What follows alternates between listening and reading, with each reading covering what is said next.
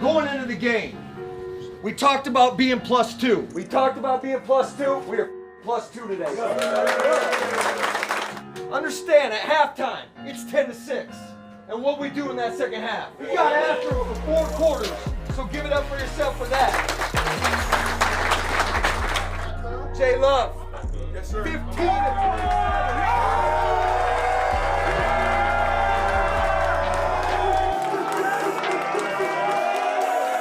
Bring it up. Let's go. Pack on 3. 1, 2, 3. Pack.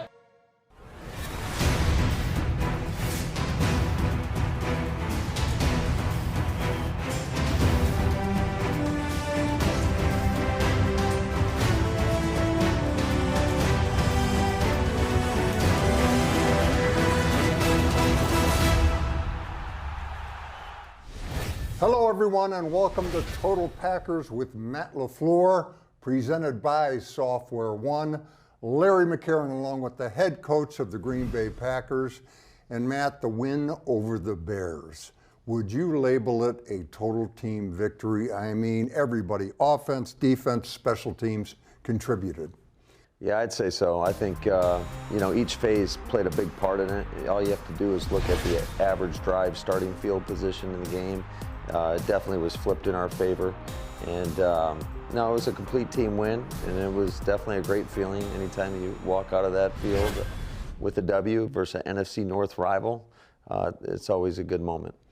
Now, it's not all about Jordan Love, but a lot of folks watching this, it is all about Jordan Love. What'd you think? I thought he did an outstanding job. I think just going out there and on the road is always a challenge. Week 1, it's got the intensity of a playoff game.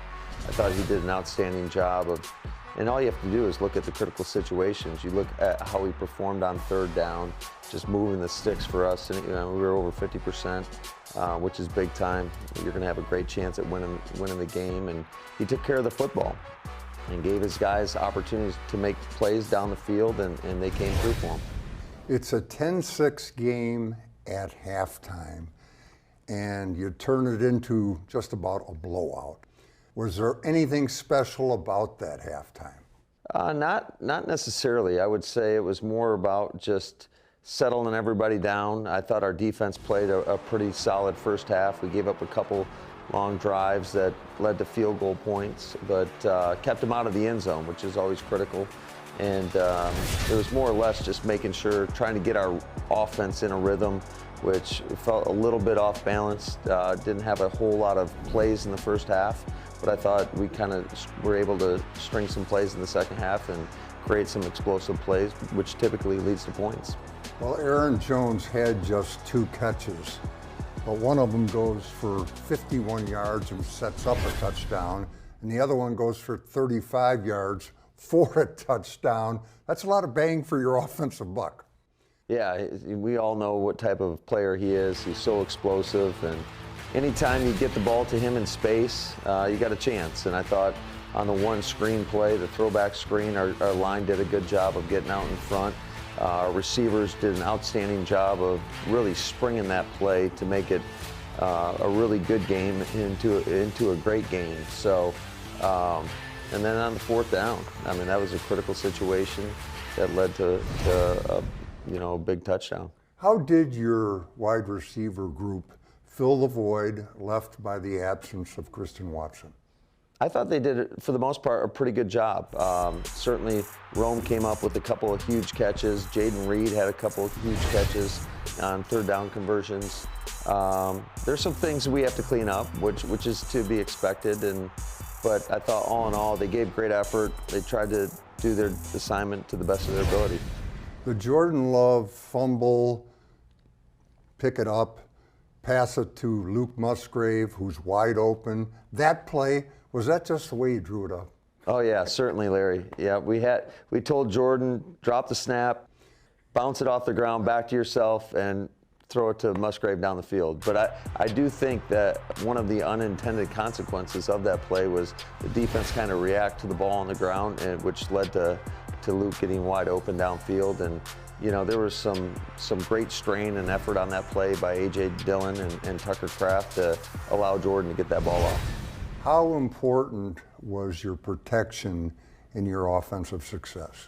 I thought our offensive line did an outstanding job all game long, especially in those drop back situations when everybody in the stadium knows you're going to pass the ball. I thought they did a great job of keeping Jordan clean and giving him an opportunity to make plays down the field. On the other side of the coin, I thought defensively, your guys up front also set a tone. No doubt about it. You know, when we were forcing Justin Fields into passing situations, you felt all those guys, whether they were the interior rushers or the guys on the edges, getting to the quarterback, creating a lot of havoc, making him not be able to play quarterback and get him out of the pocket. Matt, you guys had 4 sacks and 9 other tackles for a loss or no gain. And the word disruptive comes to mind. I mean, that's a play style you can live with. Absolutely, and that's one thing that we've preached to these guys is just what is it going to look like when we put on the tape. And we had 11 hats flying around, making plays, being disruptive, and that's usually going to lead to pretty good defensive success. You chose to travel with, most of the time, Jair Alexander with DJ Moore. Held him to 2 catches for 25 yards. That approach worked, obviously. It certainly did, and it was a combination of all the guys on the back end, but also the guys up front creating pressure on Justin. Thank you, Matt. Coming up, one of the Packers' disruptors in chief, Devonte Wyatt. Now you're sacked. Justin Fields, play action the other way. You do not take the cheese whatsoever. I seen it, Larry. I seen it when he was just handing off the ball. The coach made the right play call for that exact play they had, and it just felt right in my hands. Play action back to the middle field. He's hit Devonte Wyatt. Oh my goodness.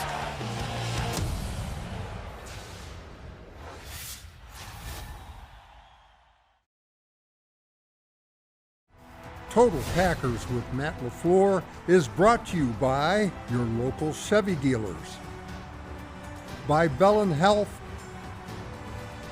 and by Johnsonville.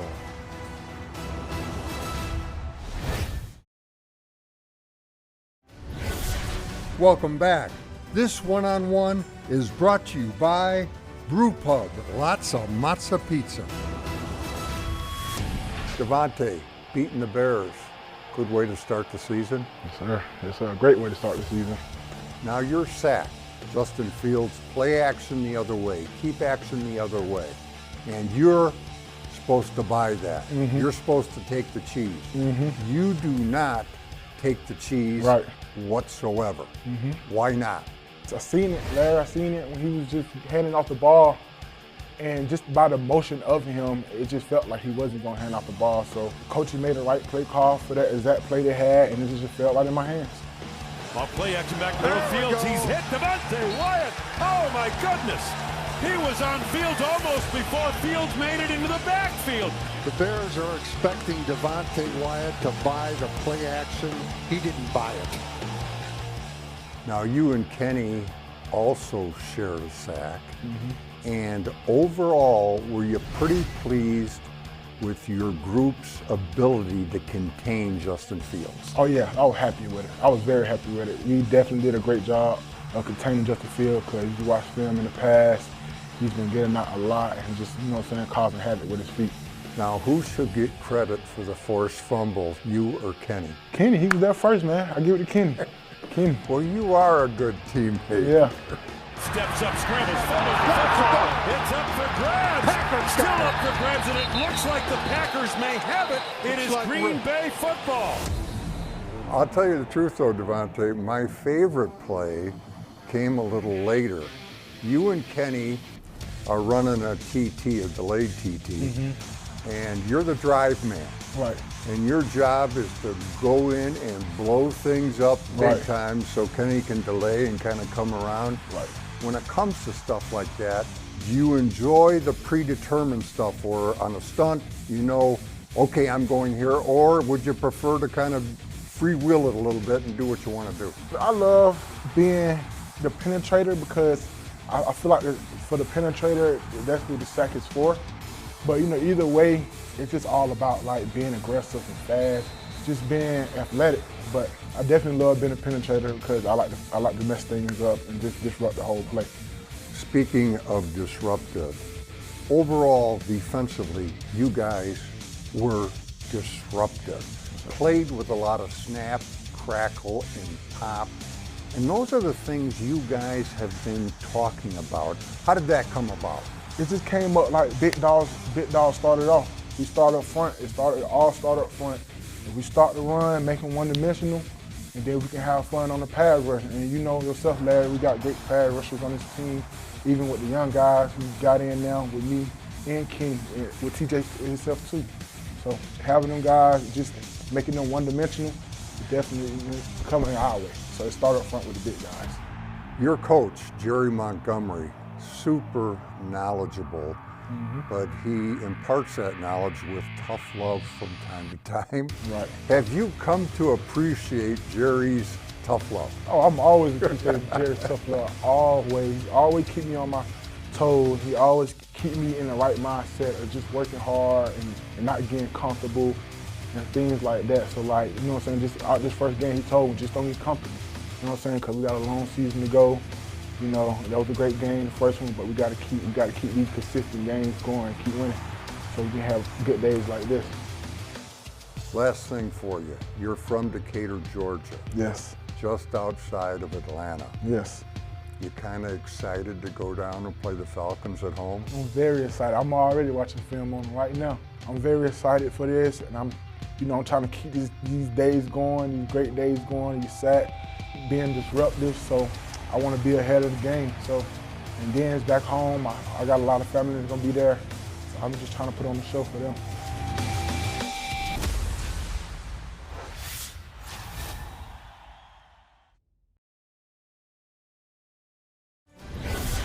Welcome back.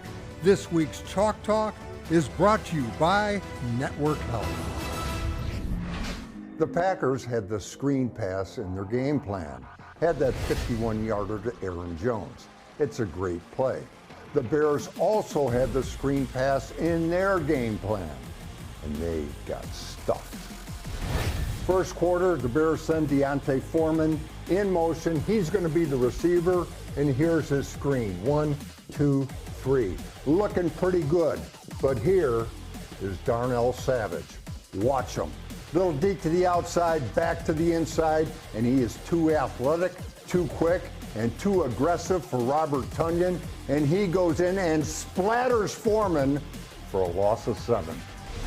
Second quarter, and it's another screen. Here's the receiver, and here are the blockers. The Packers' man of the hour, Keyshawn Nixon. Check him out. He puts Chase Claypool in reverse, then sifts through the carnage, finds the ball and the ball carrier, and then body slams him to the turf. The Bears lose 4. Third quarter, we've seen the Packers beat the screen with aggression. Now we're going to see them beat it with experience and effort. Watch Kenny Clark. He just senses something's not quite right. That was a little too easy. So while Justin Fields still has the football, Kenny shuts down his rush and starts playing screen.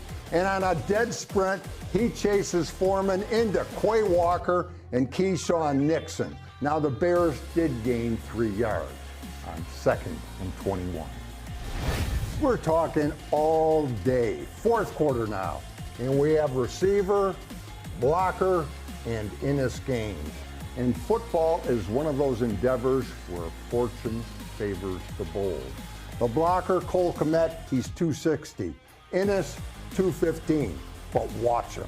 He blows right through the blocker and to Darnell Mooney, who had no desire to catch that ball, but he paid the price anyway.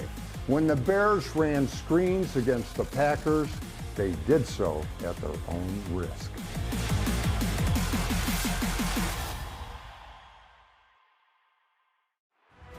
Total Packers with Matt LaFleur is brought to you by Network Health, by your Wisconsin Toyota dealers, and by Software One, redefining how companies build, buy, and manage everything in the cloud.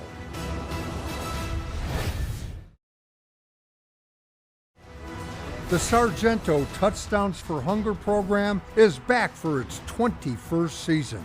When the Packers score a touchdown, Sargento donates $2,000 to fight hunger in Wisconsin. Every Packers touchdown helps defeat hunger thanks to Sargento, the official cheese of the Packers.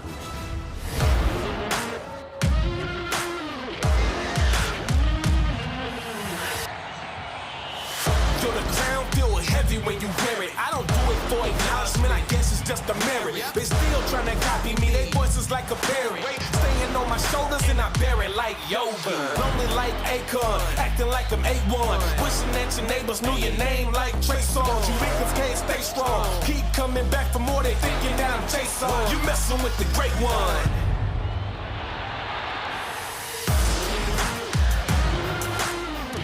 I'm backs to the wall, but they can't know me. They waiting for the fall, but the parachute's free. Could be playing from behind or aggressive with the lead. You can count on me, and I promise I'm the only one you need. This week's Game Balls are brought to you by Spectrum.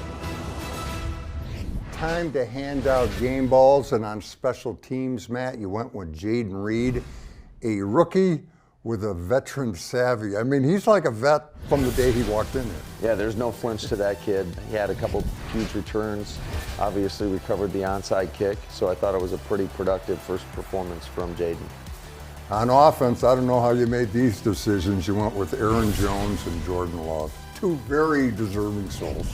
Yeah, obviously Aaron had a couple of explosives, and then Jordan, just the poise and the command and his ability to lead us. Anytime you're scoring 30-plus points on offense, that's usually a pretty good day. You know, you look at Aaron and the way he works, the way he goes about all aspects of his business. You wonder how he does it, don't you? He is disciplined and he is consistent, and that's one of the few things that we look for in our players is, can we do it on a daily basis? And on defense, we went with Quay Walker and Darnell Savage. Yeah, obviously Quay had the huge pick six.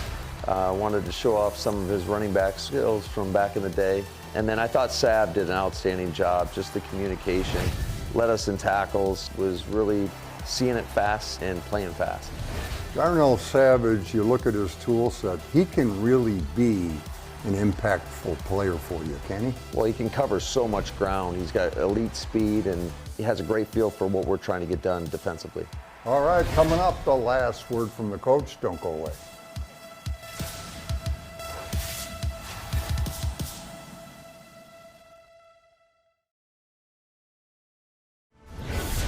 Welcome back. The Last Word with Matt LaFleur is brought to you by Construction Business Group and Wisconsin Operating Engineers. Welcome back. Time for the last word from the coach. And Matt, this week you traveled to Atlanta. What can you tell us about the Falcons? Well, it's another NFC opponent that's going to be extremely tough. I've spent a couple years there in Atlanta, and they do a great job supporting their team, and led by Arthur Smith, and I had an opportunity to coach with Arthur in Tennessee, so I know what type of style he's preaching to his football team. Offensively, they've got a lot of weapons.